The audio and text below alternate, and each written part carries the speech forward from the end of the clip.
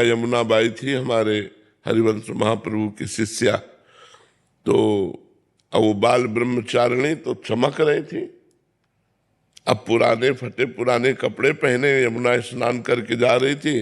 अकबर बादशाह का भांजा अजीज बेग शायद उसका नाम था, उसने दूर से देखा इतनी सुंदरी स्त्री, तो उसका मन काम से युक्त हो गया।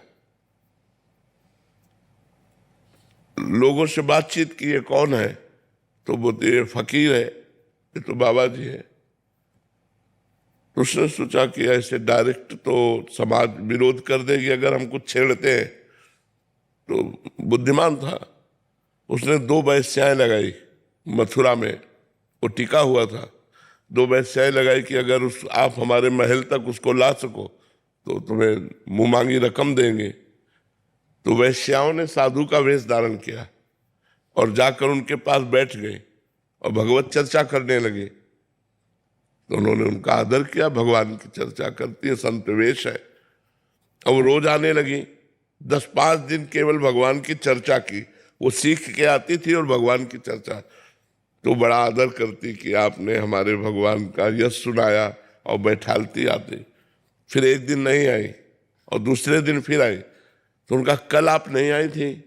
तो बोले हमारे यहाँ एक बड़े संत आए हैं, उनकी सेवा में हम लोग थी, तो अगर आप चाहें तो चलें, आप भी दर्शन कर लें। पहले तो उन्होंने ना कहा कि हमें जरूरत नहीं कहीं जाने की, पर जब उन्होंने बहुत प्रार्थना की तो उनके मन में आया संत दर्शन के लिए जाने में क्या परेशानी, तो उनके साथ मथुरा चली गई। जब महल दिखाया तो पहली शंका हुई कि संत महल में कैसे। फिर उनका संतों का क्या, महलों में कोई बुला के रख ले तो अंदर गई। जो अंदर गई बाहर से सिटकिनी मार दी, दरवाजा बंद कर दिया।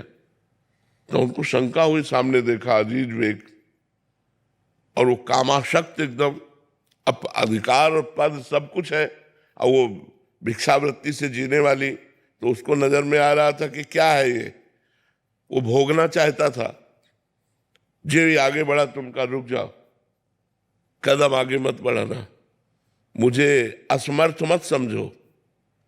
बस आंख मूंदी, श्री हरिवंश श्री हरिवंश श्री हरिवंश श्री हरिवंश।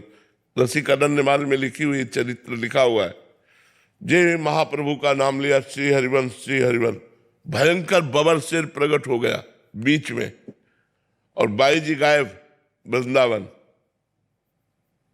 बाई जी को उठा करके भगवत शक्ति ने वृंदावन रख दिया, और वहां उसके सामने सिंह जब दहाड़ा